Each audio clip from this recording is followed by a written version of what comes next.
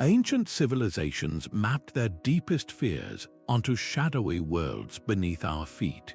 These forgotten mythic realms were much more than simple stories.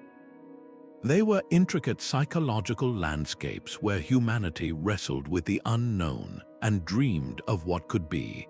We will explore 25 of these lost domains, from a subterranean ocean of chaos to a celestial palace of mathematical perfection. By the end of this journey, you will understand the fundamental patterns of human hope and terror that still shape our stories today. What happens when a culture becomes terrified of its own memories? How did people imagine a perfect society free from all suffering? These are the questions our ancestors answered with entire worlds. What part of the ancient human soul do you think still echoes in our modern dreams? Deep beneath the flat earth, in the earliest worldviews of Mesopotamia, lay a vast and dark subterranean ocean known as the Abzu.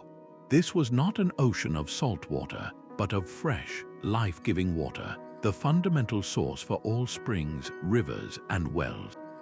Yet this profound darkness was not empty. It was a place of pure potential, a roiling chaos that existed before the ordered world was built upon it. The Abzu held a terrifying duality.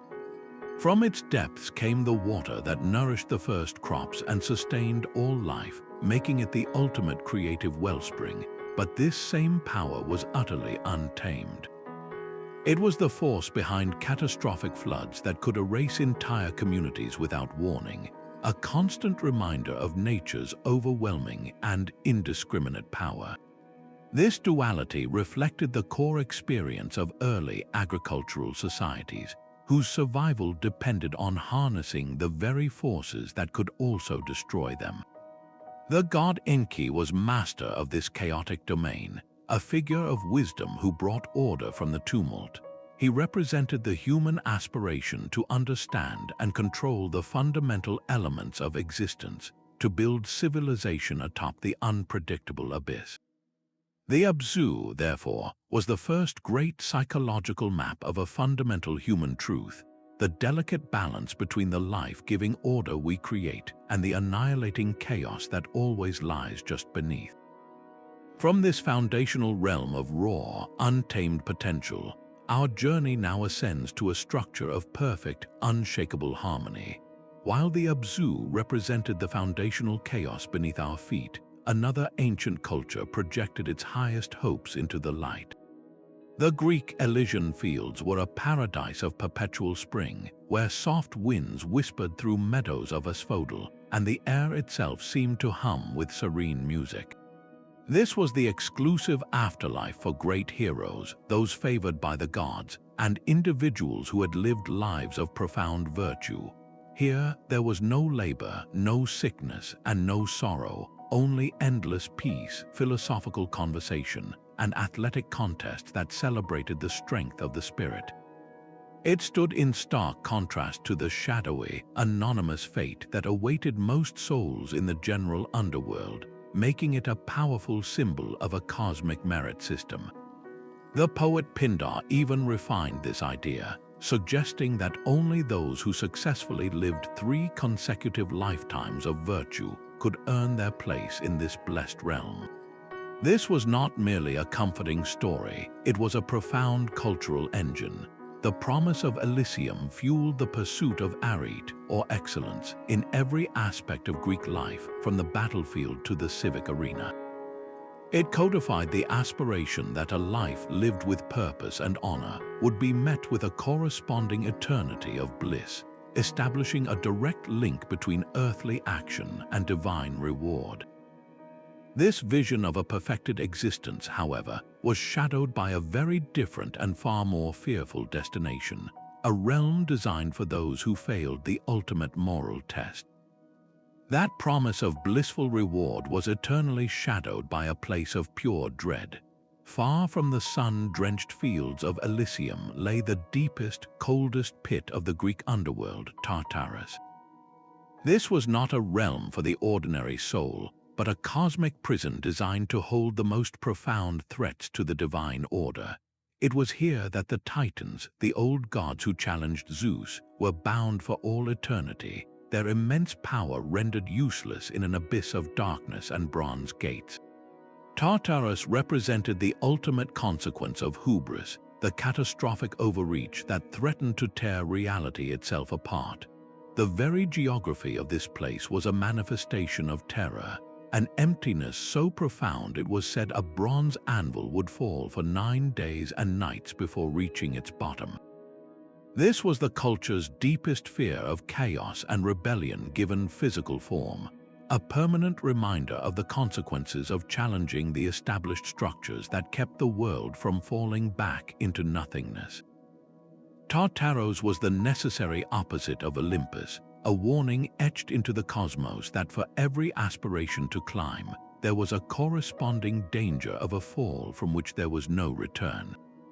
From the profound darkness of this divine prison, we are pulled northward to a cold that existed before the gods themselves. A profound and ancient chill seeped from the very foundations of the Norse world. This was Niflheim, one of the 2 primordial realms that existed before creation, a land of eternal ice, clinging mist, and utter darkness. It was not merely cold, it was the embodiment of a hostile and indifferent universe, a force that predated life and would likely outlast it. Within this frozen expanse lay its most terrifying feature, Nastrand, the corpse shore. Here stood a hall woven from the spines of serpents, where poisonous rivers flowed and oath-breakers and those who had committed the most grievous wrongs faced an unending ordeal. This reflected a profound anxiety about social collapse, the fear that broken promises and moral transgressions could unravel the very fabric of a community, leaving only a cold, venomous aftermath. Yet, in a stunning paradox, this realm of death was also a source of life.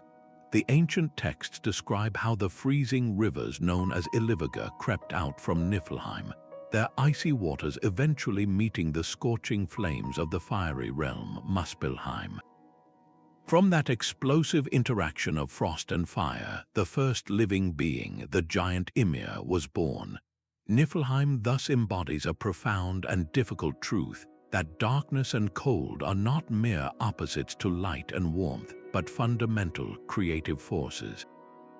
Human civilization, with all its fleeting warmth and light, exists as a temporary hearth against an infinite and ancient chill. As we leave this frozen world behind, we encounter a realm that represents humanity's deep fascination with hidden knowledge and the heavy price of seeking it. A world of mist and twilight lay just beyond the hills of ancient Wales, a domain known as Annwn, the Not World. This was not a distant heaven or a subterranean hell, but a parallel reality shimmering at the edges of our own, accessible through the still surface of a lonely lake or the entrance to a forgotten burial mound. Annwn defied simple categorization. It was both an afterlife and a place of potent earthly magic, a realm of eternal youth and feasting that could, in a moment, transform into a fortress of formidable and frightening guardians.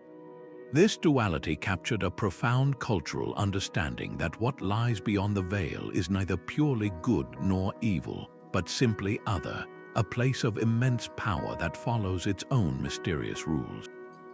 The great Welsh epic, the Mabinogion, recounts a story that perfectly illustrates this human ambivalence, the tale of King Arthur leading a raid into Annwn to steal a magical cauldron.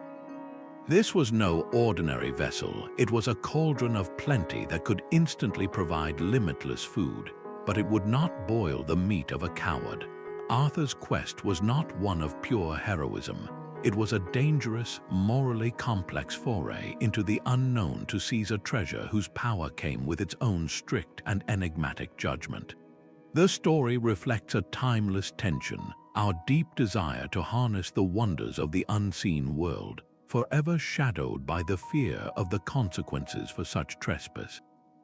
This fear was given a voice and a form in the terrifying spectre of the Wild Hunt, known in Wales as the CW Circumflex en Annwn, the Hounds of Annwn, led by the psychopomp Gwyn ap Nudd, king of the fairy folk and master of the spirits. this ghostly procession would thunder across the sky on stormy nights. Its chilling horns signaled that it was sweeping up the souls of the departed, a fearsome embodiment of nature's untamable fury and the perilously thin boundary between the world of the living and the world of the dead. To hear the hunt was an omen, a reminder that the otherworld was not a static picture but a dynamic force that could, at any moment, breach our own reality. Annwn's enduring power lies in this very ambiguity, its refusal to be simply a paradise or a prison. It mirrors the human heart, which looks upon the great mystery and sees both boundless wonder and profound terror in the very same glance. From this Celtic twilight where the otherworld is a breath away, we journey to a vision born not of mist and magic but of pure human reason, a blueprint for a society perfected. High above the chaos of the ordinary world, cradled within the impossible peaks of the Himalayas, rests a kingdom that has never known war. Shambhala is not a memory of a lost golden age, but a living reality, a society perfected through unwavering spiritual practice. Its citizens, having mastered their own inner landscapes, live in a state of profound compassion and wisdom, their every action a reflection of enlightened harmony. This is humanity's most detailed blueprint for a utopia, meticulously mapped in ancient Buddhist texts that describe not just its philosophy, but its very architecture and social order. It is a realm where the thirst for power and material possession has been entirely replaced by a collective pursuit of inner peace. The world cannot find Shambhala through mere exploration, for it is veiled, accessible only when humanity as a whole is ready to embrace its teachings. This is the core of its profound promise, a vision that perfection is not a lost relic, but a dormant potential waiting for us to evolve toward it. Prophecy states that when the world is engulfed by greed and conflict, a future king of Shambhala named Rigdon J will emerge to lead a final, decisive battle against the dark forces of ignorance. This is not a war of weapons, but a spiritual victory that will usher in a global golden age. Shambhala, therefore, is the ultimate expression of hope, asserting that our deepest yearning for a world without suffering is not a fantasy, but a future certainty inscribed in the very fabric of reality. It is the belief that somewhere, a perfected version of us is already living the peace we can only dream of. This breathtaking vision of collective harmony stands in stark contrast to a fate that embodies our deepest existential terror, the fear of a life stripped of all purpose and progress, condemned to repeat the same empty actions for all eternity. The promise of blissful reward was eternally shadowed by a place of pure dread. Far from the sun-drenched fields of Elysium lay the deepest, coldest pit of the Greek underworld, Tartarus. This was not a realm for the ordinary soul, but a cosmic prison designed to hold the most profound threats to the divine order.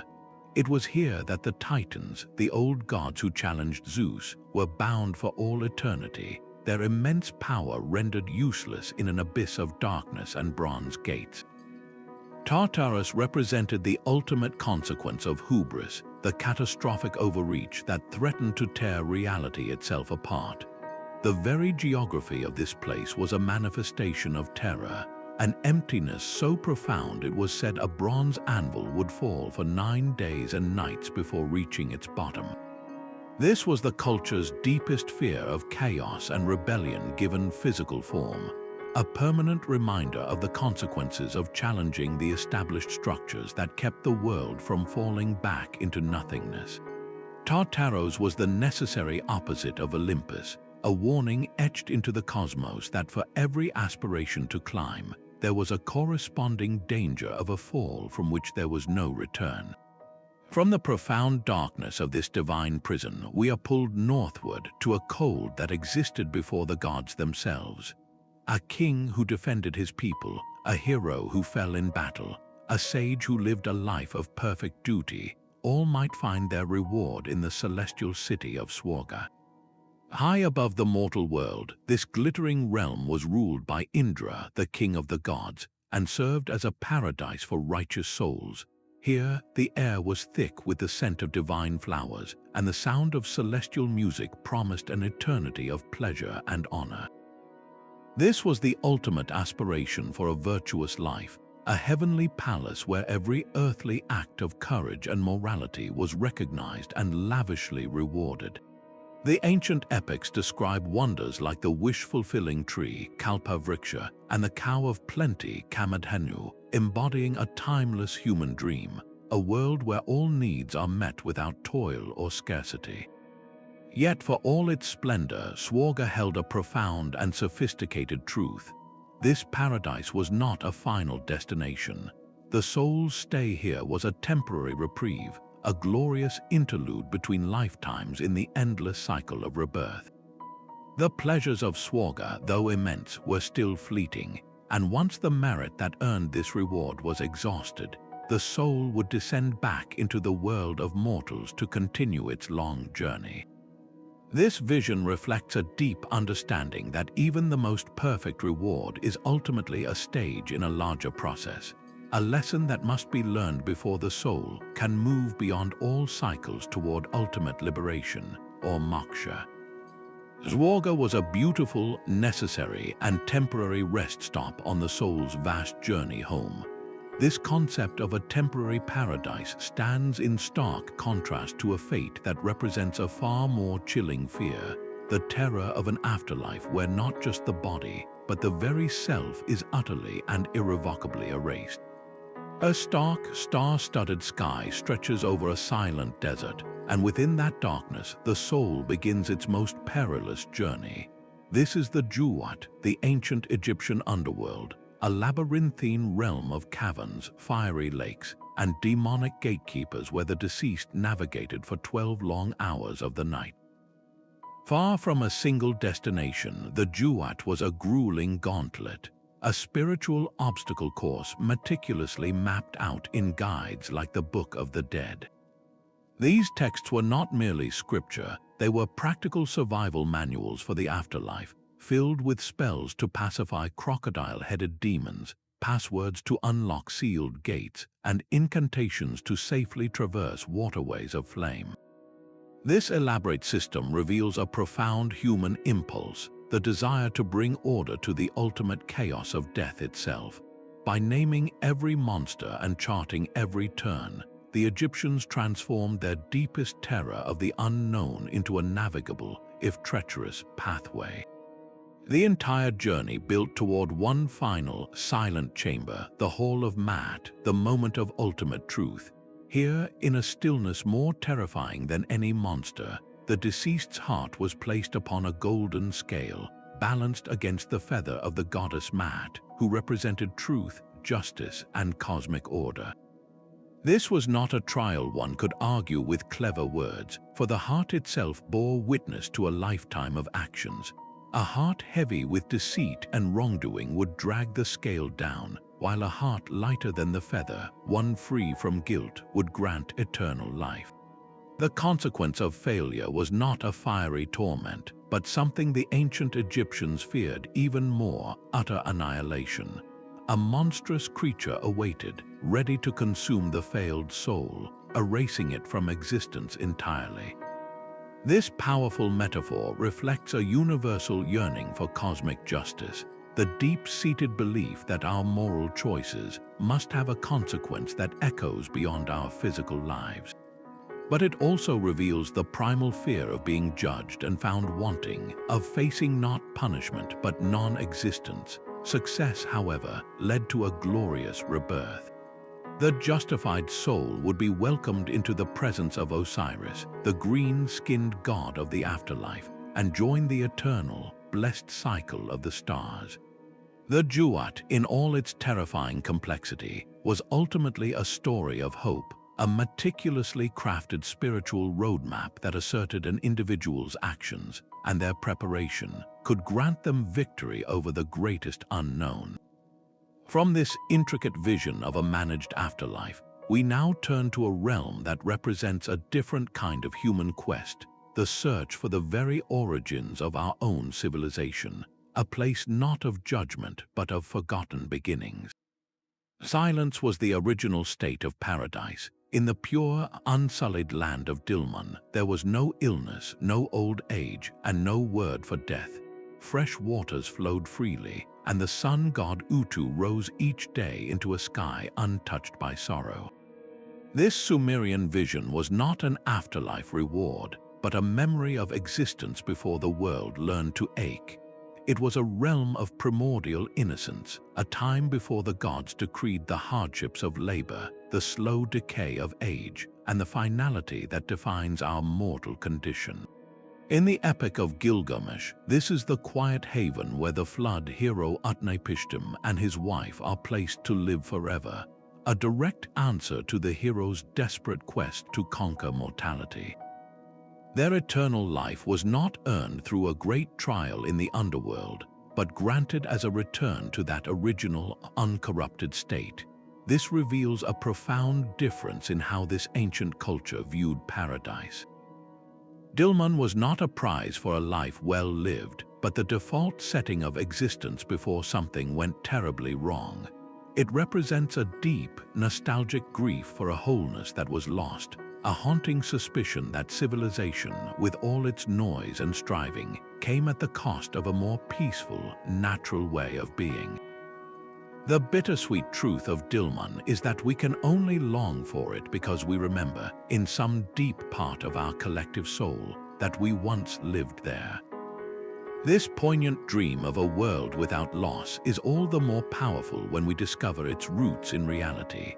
Archaeological findings strongly suggest Dilmun was inspired by the actual Bahrain archipelago and its role as a vibrant hub in the Persian Gulf trade routes. The myth, then, was not a pure fantasy, but a transformation of a real, prosperous land into a symbol of a spiritual condition, a place where the material wealth of trade routes merged with the ultimate human aspiration to return to a time before suffering began. From this silent, pristine memory of what was, we must now confront a terrifying vision of what could be, a realm that embodies the horror of being devoured by the darkness within ourselves. Even the deepest fires of Tartarus could not warm the frigid waters of Cocytus, the river of lamentation. This was no ordinary stream, but a frozen expanse at the very bottom of the Greek underworld, reserved for those whose crimes struck at the heart of human connection. Here, souls who had betrayed their own family, who had violated the sacred bond between host and guest, were trapped for eternity within the ice, their tears adding to the very river that imprisoned them. This was a punishment that perfectly mirrored the crime, a chilling embodiment of the emotional ice that follows the ultimate breach of trust. The physical sensation of being frozen solid, unable to move or speak, captured the numbing shock and paralyzing coldness that shatters a relationship. It reflected a profound cultural anxiety about the fragility of the social fabric, the understanding that a community could not survive if its most fundamental bonds were not just broken but deliberately shattered. This mythic space proved so powerful that it echoed through the centuries. The poet Dante Alighieri, in his own journey through the afterlife, placed the very worst sinners, traitors to their lords and benefactors, in the lowest circle of his inferno, a lake of ice he named Cocytus, where even Satan himself is frozen waist-deep. This evolution shows how this ancient symbol of emotional coldness resonated across cultures, a timeless warning about the consequences of letting the warmth of human connection die. From this frozen river of broken trust, we travel to a realm that represents the very opposite human impulse, the aspiration for perfect artistic expression and creative fulfillment. While Valhalla echoes with the clamor of eternal battle, a quieter, greener field awaited half of the warriors chosen by the gods. Folkvangr, the field of the host, was the serene domain of the goddess Freyja, a realm of peaceful meadows where the honored dead found rest and recognition. This was not an afterlife of endless cyclical combat, but one of dignified repose. The very fact that Freyja, a powerful figure associated with love, beauty, and profound magic, had the first choice of every soul lost in battle speaks volumes. It reveals a deep cultural understanding that true worth encompassed more than just the ability to wield an axe. Valor was essential, but so was the character and perhaps the destiny of the individual. Folkvanga offered an alternative paradise, one that balanced the aggressive virtues necessary for survival in a harsh world with a profound human yearning for peace and natural beauty.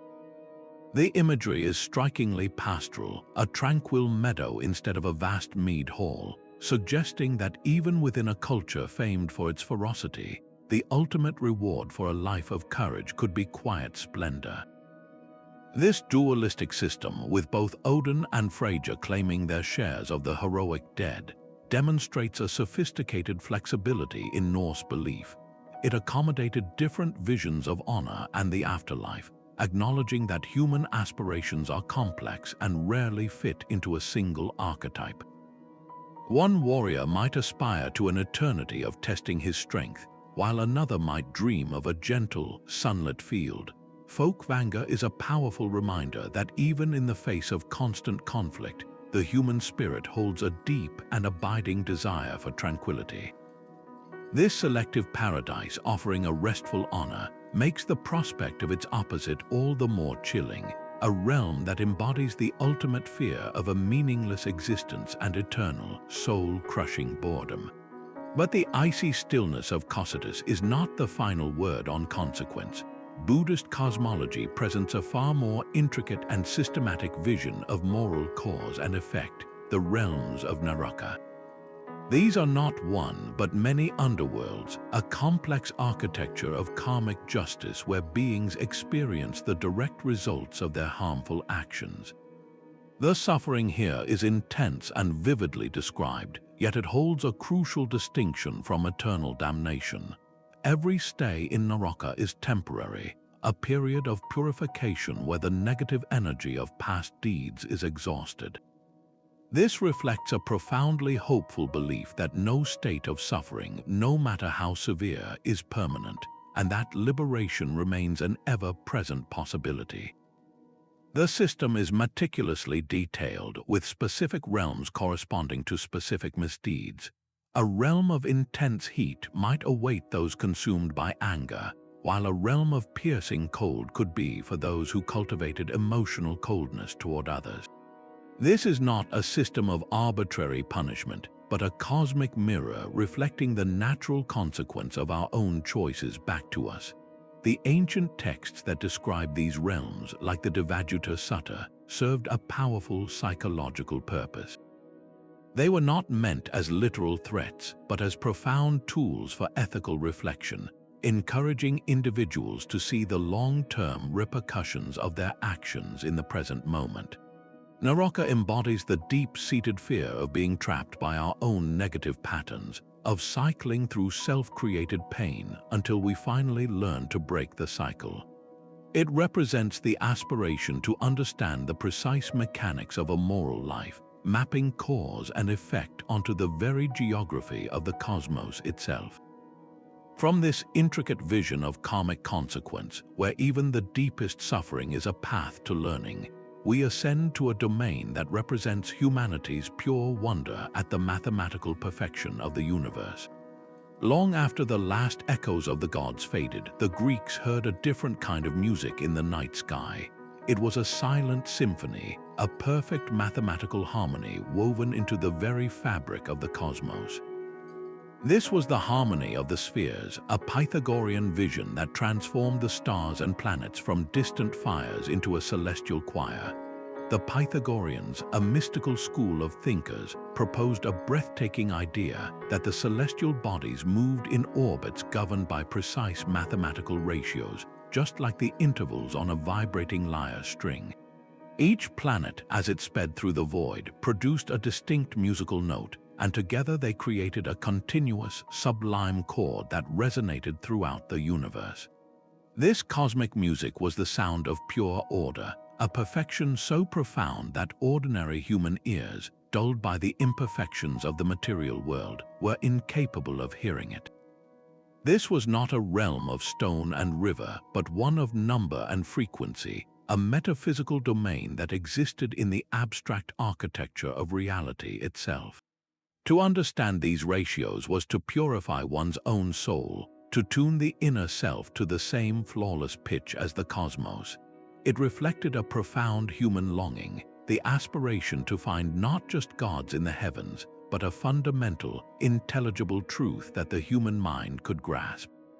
This single, elegant concept would echo for millennia, inspiring Plato's philosophy and guiding the astronomer Johannes Kepler as he searched for the actual mathematical laws of planetary motion.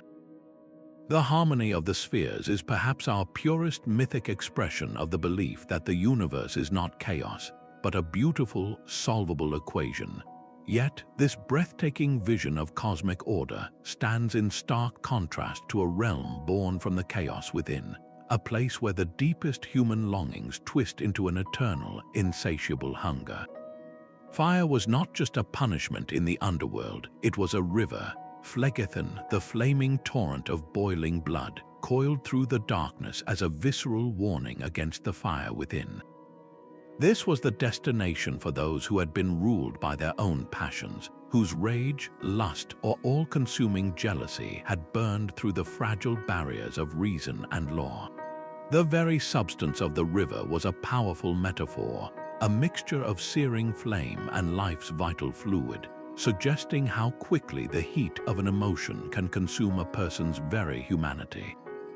In Plato's Phaedo, Socrates describes this river of lava as a force that plunges deep beneath the earth only to violently erupt back to the surface.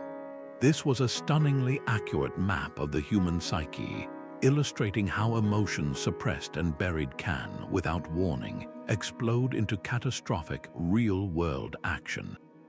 The fear this realm embodied was not of external judgment, but of an internal inferno, the terror of losing control and becoming a slave to a feeling so powerful it could justify any atrocity. This mythic space proved so resonant that the poet Dante Alighieri wove it into his own vision of hell, transforming it into a river of blood where tyrants and murderers, those who had spilled the blood of others in their violent excesses, were submerged for eternity. The physical sensation of burning perfectly mirrored the psychological experience of overwhelming passion, the heat of anger that clouds vision, the fever of desire that ignores consequence, the slow inflammation of a resentment that eventually consumes everything. Phlegethon was a stark acknowledgement that our most powerful emotions are natural forces, but left untamed, they become a river of fire that can sweep away the person we are. From this vision of a self consumed by its own heat, we journey to a realm born from the opposite fear, the chilling prospect of losing everything we have ever learned and experienced. Deep beneath the twisting roots of the world tree Yggdrasil, in the land of the frost giants, lay a well of water so still and dark it seemed to hold the memory of creation itself. This was the well of Mimir, the source of all cosmic wisdom, and its guardian was the being who gave it his name, Mimir the Rememberer. In an oral culture where knowledge lived and died with each generation, Mimir represented the ultimate aspiration, a living library of all that had ever been, a bulwark against the terrifying prospect of a forgotten past. To drink from his well was to gain understanding of the hidden patterns of the universe, to see the causes behind the effects that shape our world. But this wisdom was not freely given. The god Odin, the All-Father, desired this knowledge so deeply that he was willing to pay a terrible price. He offered one of his own eyes, plunging it into the dark waters as a permanent sacrifice for a single drink. This was not a story of a god bestowing knowledge upon humanity, but a myth about the agonizing cost of seeking it for oneself. Odin's voluntary mutilation reveals a profound and sophisticated truth that the most valuable insights are never easily won. They require the sacrifice of a part of ourselves, a cherished belief, a comfortable illusion, or a piece of our own certainty. The well's location at the very root of existence suggests that true understanding does not come from observing the glittering branches of events, but from delving into the dark, foundational soil from which all things grow. This realm embodies the understanding that wisdom is not abstract information, but a hard-won and practical tool, essential for navigating a world filled with both beauty and profound danger. It is a testament to the human conviction that some knowledge is worth any price, even the price of seeing the world forever after with only one eye. This profound understanding of costly wisdom makes the fear of its opposite all the more powerful, the terror of being cut off from all knowledge, all connection, and all community. But what of the vast, quiet majority? Between the torments of Tartarus and the bliss of Elysium stretched a third and far more populous country, the asphodel Meadows. Here, the souls of ordinary people wandered through endless fields of grey, ghostly flowers, those who had lived lives of neither great virtue nor terrible vice. This was not a place of punishment, but of profound indifference, a shadowy continuation of a life that had left no deep mark upon the world. In Homer's Odyssey, the dead here are described as strengthless heads, mere wisps of their former selves who fluttered and whispered, their identities slowly dissolving into the general haze. The greatest horror of this realm was not pain, but its absolute lack of it, a bland, eternal contentment that mirrored the uneventful nature of the lives it housed. It represented a chilling cosmic verdict that to live without passion, without great love or great conviction, was to risk an afterlife of the same. This mythic space gave form to a deep-seated anxiety about mediocrity, the fear of living and dying without making any significant impact, of being utterly and completely forgotten. The asphodel Meadows posed one of the most challenging questions any culture can ask itself. What is the meaning of an ordinary life? It acknowledged the simple statistical truth that most human lives are not epic poems, but quiet stories that rarely reach dramatic extremes. In doing so, it held up a mirror to the everyday individual, asking if a life of quiet decency and simple labor was enough to echo through eternity, or if it would simply fade into the gray.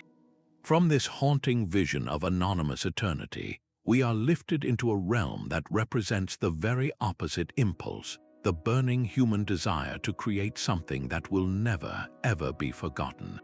A shimmering island lies just beyond the western horizon, untouched by the weary hand of time. This is Tir-na-en-og, the land of the young, a Celtic paradise where beauty never fades and the music of celebration never ends. Here, the great fear of aging and the sorrow of loss were answered with a vision of perpetual vitality, a world of endless feasts, flawless health, and boundless creative energy.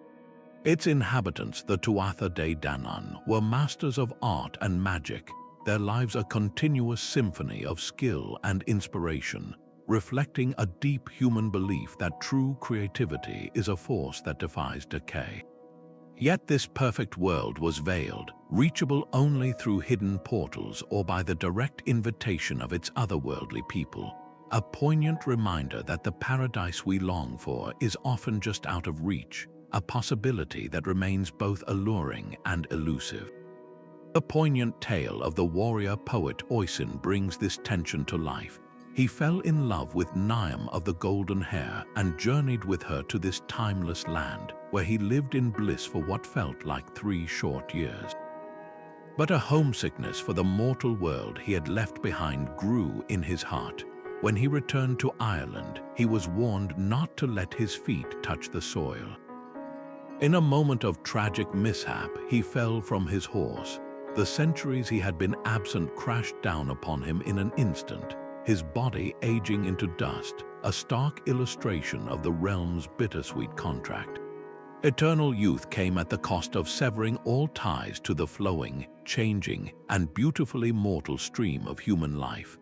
Tir-na-en-og represents a profound cultural negotiation, the yearning to escape time's arrow forever, forever shadowed by the understanding that such an escape might mean losing the very world that gives our lives meaning. It is a dream of perfect preservation, but one that asks what we are willing to leave behind in the past. From this land of eternal celebration, we must now confront a fate that represents the ultimate nightmare of endless, joyless work. He pushed the boulder up the slope, muscles straining, his entire being focused on the summit. Just as the peak seemed within reach, the immense weight shifted, slipping from his grasp to thunder back down to the plain below. And so Sisyphus turned to follow, beginning the climb once more in a cycle without end. His punishment in the Greek underworld was not one of fire or ice, but of pure, maddening futility. His crime was an act of profound defiance, not against a person, but against the natural order itself. He had cheated death not once, but twice, using cunning and deception to chain the god Thanatos and escape the underworld. This was the ultimate expression of the human desire to control our own destiny, to wrestle the most fundamental certainty of life from the hands of the gods. His punishment, therefore, was perfectly tailored to his transgression. He was condemned to the most meaningless labor imaginable, a task that consumed all his effort yet built nothing, achieved nothing, and left no mark. This realm gave form to a deep-seated fear that our most exhausting struggles might, in the grand scheme, be utterly pointless. It is the anxiety of the farmer whose crop fails year after year, the artist whose work goes unseen, the laborer trapped in a monotonous routine that leads nowhere. The philosopher Albert Camus saw in Sisyphus not just a condemned king, but a mirror for the modern human condition. He asked us to picture Sisyphus walking down the mountain to retrieve his boulder, that moment of lucidity between his efforts. Camus suggested that we must imagine Sisyphus happy in that moment, for he has accepted the absurdity of his task and found meaning not in the outcome, but in the struggle itself. This ancient myth, then, speaks to our perpetual search for purpose in a universe that often seems indifferent to our toil. It asks whether the value of our labor is found in the summit we never quite reach, or in the strength we discover on the climb. From this stark vision of endless, unrewarded effort, we ascend to a realm built on the very opposite principle. A society where every action has meaning and justice is the foundation of existence. High on a mist-shrouded mountain, accessible only to the pure of heart, lay a paradise that promised eternal life within this very world. The Chinese realm of Pinglai was not a destination for the soul after death, but a physical island where immortals lived in effortless harmony with the natural order. Built from gold and platinum with palaces of jade and other precious stones, its splendor was not for ostentation. The inhabitants, having achieved perfect alignment with the Tao, the fundamental force of the universe, lived in serene simplicity. They possessed unimaginable wealth but were utterly free from desire for it, embodying the profound Taoist ideal of having without wanting. This was a direct rejection of the rigid hierarchies and artificial rituals of imperial court life, envisioning a society where sages, not emperors, set the example for living. The ultimate goal here was longevity and spiritual power achieved through understanding nature's flow, not through conquest or prayer. This aspiration was so powerful it bled from myth directly into history. For centuries, Chinese emperors, from the formidable Qin Shi Huang onward, launched massive and costly naval expeditions into the Eastern Sea, desperate to find this mountain and secure its secret of earthly immortality. These real-world quests, driven by mythological hope, demonstrate how deeply this vision was woven into the culture's psyche. Pinglai represents a unique and powerful form of human hope, the belief that a perfect, enduring existence is not waiting for us in another world, but is hidden somewhere in the landscape of our own, a treasure we might yet find if we can only learn to see with wiser eyes. This luminous dream of an earthly eternity makes the fear of its opposite all the more terrifying, the dread of a realm where memory and identity are slowly devoured by an all-consuming void. The sun did not vanish, it went home. Each evening, as it dipped below the horizon, ancient Egyptians saw it returning to a specific, tangible land, the land of the West, Amenti. This was the ultimate destination for the soul after its arduous journey through the Duat, a final resting place free from the trials and judgments of the Underworld gauntlet. Where the Duat was a perilous obstacle course demanding active participation, Amenti was a quiet harbor, a state of passive, peaceful existence. Its location was not a terrifying mystery, but a daily, observable fact of nature, intimately linking the profound mystery of death with the comforting certainty of the solar cycle. The sun disappeared, and so did the deceased, but both would be renewed in their own ways. This realm spoke to a quieter, more universal human need, the longing not for eternal activity or reward, but for simple, undisturbed rest after a lifetime of toil. The very geography of Egypt reinforced this idea. The western bank of the Nile was the arid, dry side, the location of cemeteries and tombs, where the harsh desert represented the finality of the physical body's decay. Amenti drew its symbolic power directly from this landscape, transforming the environmental reality of desiccation into a spiritual metaphor for a soul finally at peace, its struggles complete. This reveals a sophisticated flexibility within Egyptian belief, an understanding that the afterlife could serve different psychological purposes. For some, the dramatic justice of the Hall of Mat was necessary. For others, the hope for a gentle cessation of all striving was the greater comfort.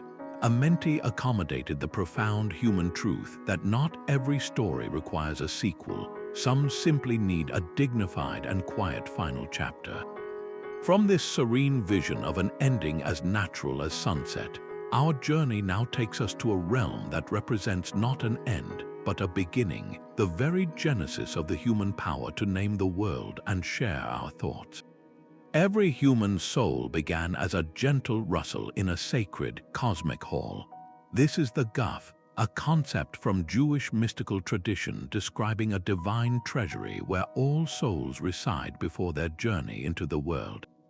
It is a hall of unborn voices, a realm that poetically answers one of our most profound questions: where does a thought, a personality, a consciousness truly come from? The Guf was envisioned as existing in the highest of heavens, a powerful statement that the human spirit is not a simple byproduct of biology, but has its origins in a dimension of pure divinity. This was an early, beautiful attempt to map the mystery of the self, to assert that our deepest identity predates our physical form and carries a spark of something eternal. This realm is intimately connected to a grand, hopeful prophecy. Legend tells that when the Messiah arrives to heal the world, the very last soul will depart from the Guf to be born. This ties the birth of every individual to a vast, cosmic narrative of redemption, suggesting that our personal lives are threads in a much larger tapestry of universal purpose. It reflects a deep need to see our existence as meaningful on a cosmic scale, to believe that we are not random accidents, but participants in a story of healing that spans all of time. The Guf, therefore, fosters a powerful sense of transgenerational community. It reminds us that human connection is not limited to those who are alive today, but extends backward to our ancestors and forward to every generation yet to come, all of us linked through this hall of souls. It is a vision of profound belonging, an affirmation that every life from its very origin is a cherished note in a symphony that began long before us and will continue long after. This breathtaking vision of a cosmic community of souls stands in stark contrast to a fate that embodies our fear of being imprisoned by the very falsehoods we create. The final river a soul crossed was not one of fire or lamentation, but of profound and gentle silence. This was the Leth, the river of forgetfulness, whose dark waters promised the ultimate liberation from every memory, both treasured and traumatic. Before a soul could be reborn into a new life, it was required to drink from this stream, washing away all recollection of its previous existence. This practice, detailed in Plato's myth of reveals a remarkably sophisticated psychological insight. The ancient Greeks understood that memory is the very bedrock of personal identity, the continuous thread that makes us who we are. Yet they also recognized that this same faculty could become a prison, chaining us to past grief, regret, or trauma. The Leth presented a paradoxical solution, an acknowledgement that to move forward, we must sometimes be willing to leave our entire selves behind. For the philosophers, however, this posed a terrible dilemma. Some initiates sought to avoid the river's waters, believing that true wisdom could only be accumulated by carrying knowledge across multiple lifetimes. They feared that drinking from Leth would be a form of spiritual death, erasing the hard-won lessons that gave their journey meaning. This tension captures a fundamental human conflict, our deep-seated terror of losing our stories and experiences, forever shadowed by the desperate aspiration for release from the memories that cause us the most pain. The river Leth, whose very name means oblivion, embodies the difficult truth that forgetting is not always a failure, but can be a necessary condition for growth, change, and even mental peace. It suggests that our identities are not fixed monuments but flowing rivers, and that sometimes to become someone new, we must first consent to a kind of quiet annihilation. From this poignant river of release, we journey to a realm that represents a more tangible, earthly hope, a world where the land itself provides without limit and the fear of hunger is forever banished. Even the final battle that shattered the world was not the end of the story. In the quiet that followed Ragnarök, a few surviving gods would walk across a field of vibrant green, a place known as Ithavurla, untouched by the devastation. This was not a memorial to what was lost, but a workshop for what came next. Here, the sons of Odin and Thor would meet, the new generation inheriting a world stripped bare, and they would begin the slow, deliberate work of rebuilding from the ashes. The profound power of this realm lies in its grounding detail.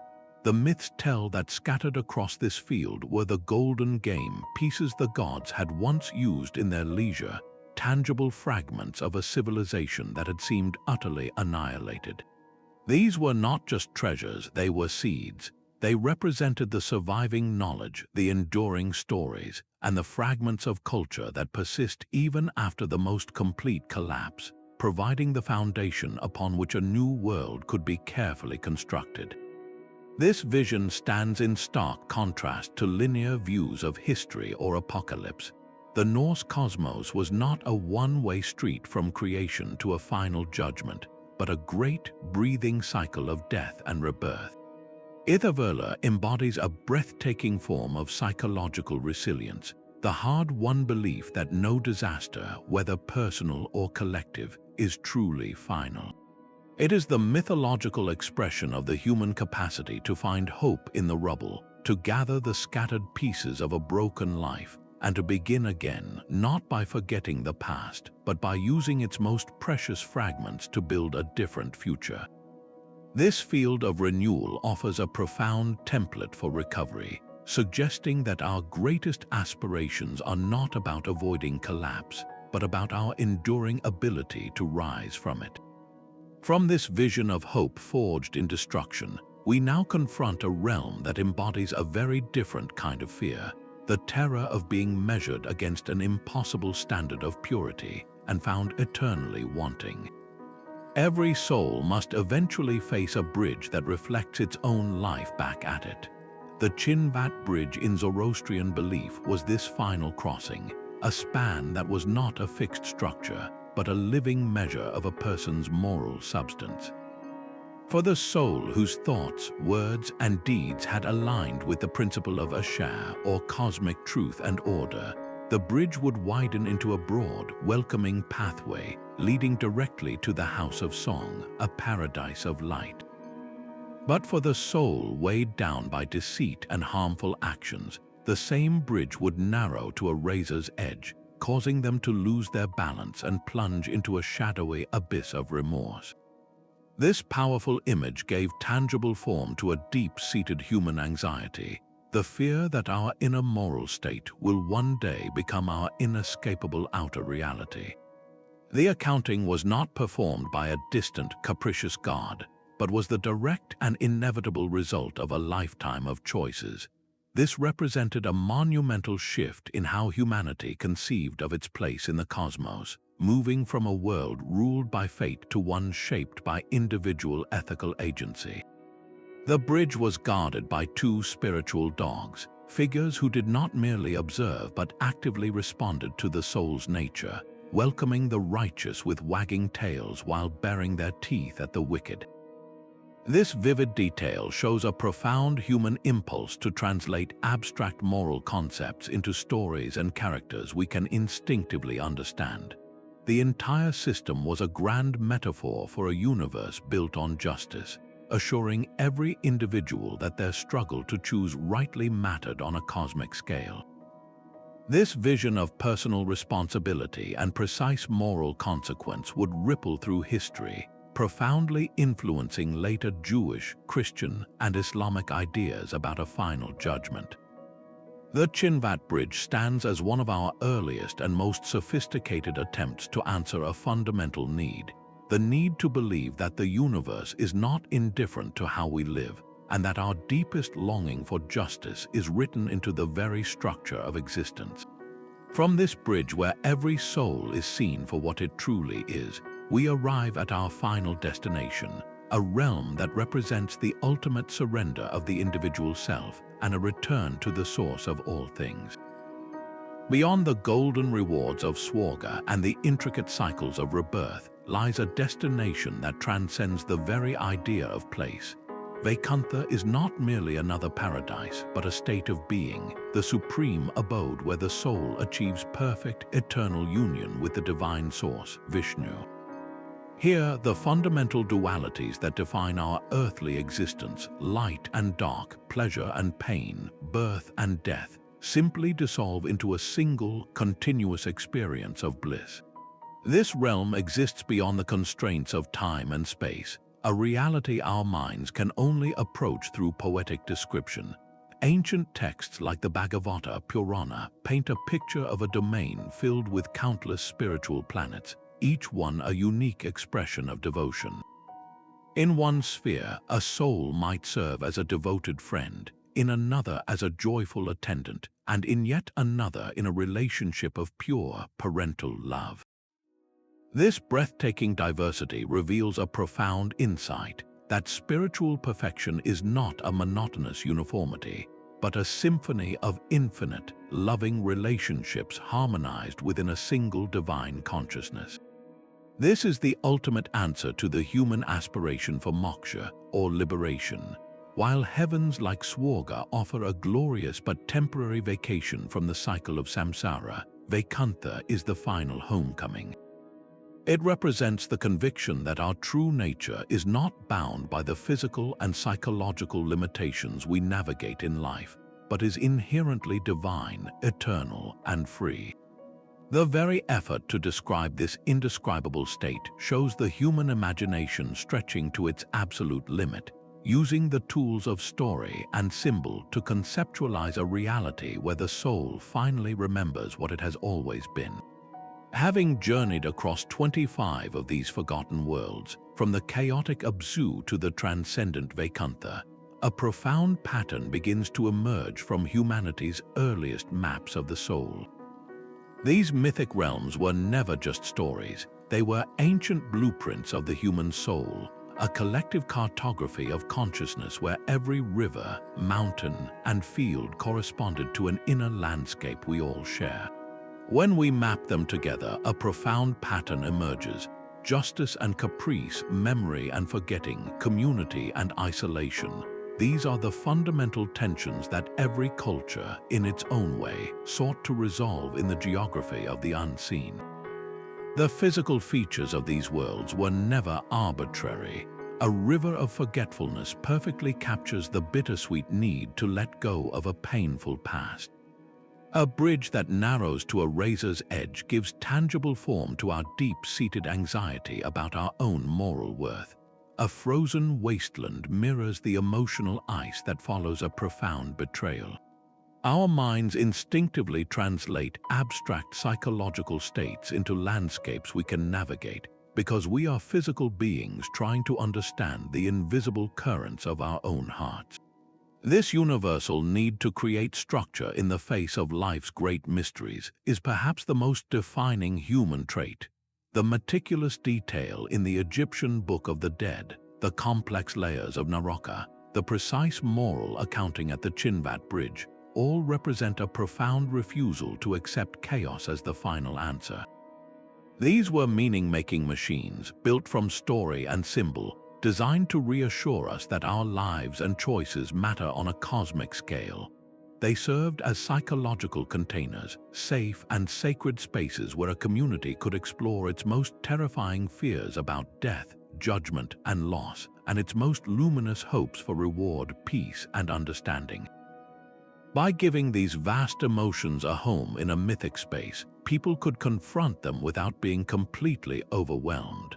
And as these realms evolved over centuries, we see a fascinating transformation.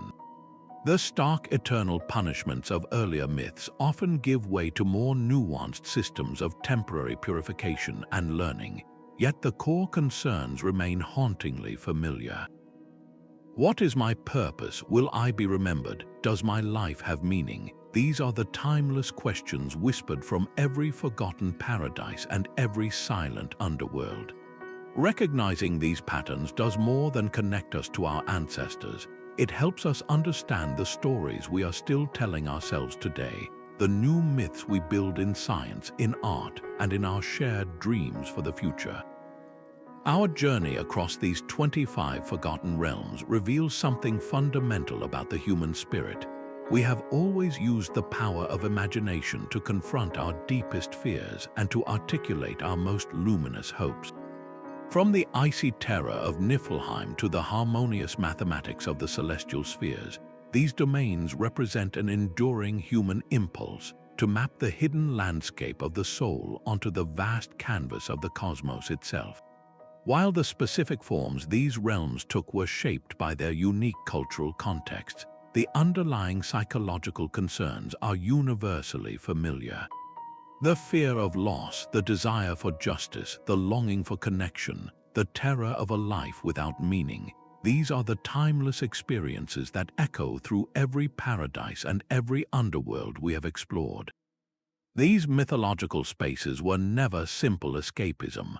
They were sophisticated tools for a community to safely explore the most profound questions of existence, to give structure to the chaos of life and find purpose in the face of the unknown.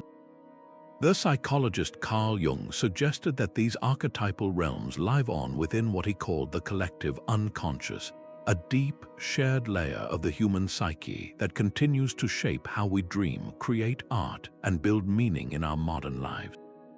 Which of these realms resonates most powerfully with your own inner world? Does the quiet rest of Amenti call to you, or the purposeful struggle of Sisyphus? The promise of a perfected society in Shambhala, or the bittersweet release of the river Lethe? Share which landscape of the soul speaks to you in the comments below. If this exploration of humanity's mythic imagination has inspired you, please subscribe for more journeys into the deep structures of story and meaning that continue to shape our world. If this journey through the inner landscapes of the human soul has sparked your imagination, I warmly invite you to continue exploring with me. Please consider subscribing to this channel and tapping the notification bell so you are the first to know when we release new videos delving into other fascinating corners of historical mysteries and mythology. Your engagement and curiosity are what make this shared exploration possible, helping to preserve and share these profound stories that form our collective human heritage. I am genuinely eager to hear which of these 25 realms resonated most deeply with you.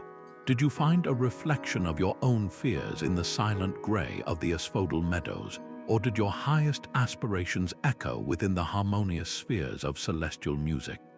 Perhaps the bittersweet promise of Tur-Na and Og spoke to you, or the resilient hope of Ithaverla. Share your personal connections and thoughts in the comments below, and let's continue this wonderful conversation about how these ancient stories still find a voice in our modern lives. For those of you wishing to dive even deeper, I have included links in the video description to a selection of recommended books and trusted resources for further exploration of these rich mythological traditions. If you enjoyed our voyage across these forgotten worlds, liking this video helps others discover it, allowing us to share these meaningful tales with an even wider community of curious minds. Thank you for joining me on this remarkable journey through the forgotten geography of the human spirit.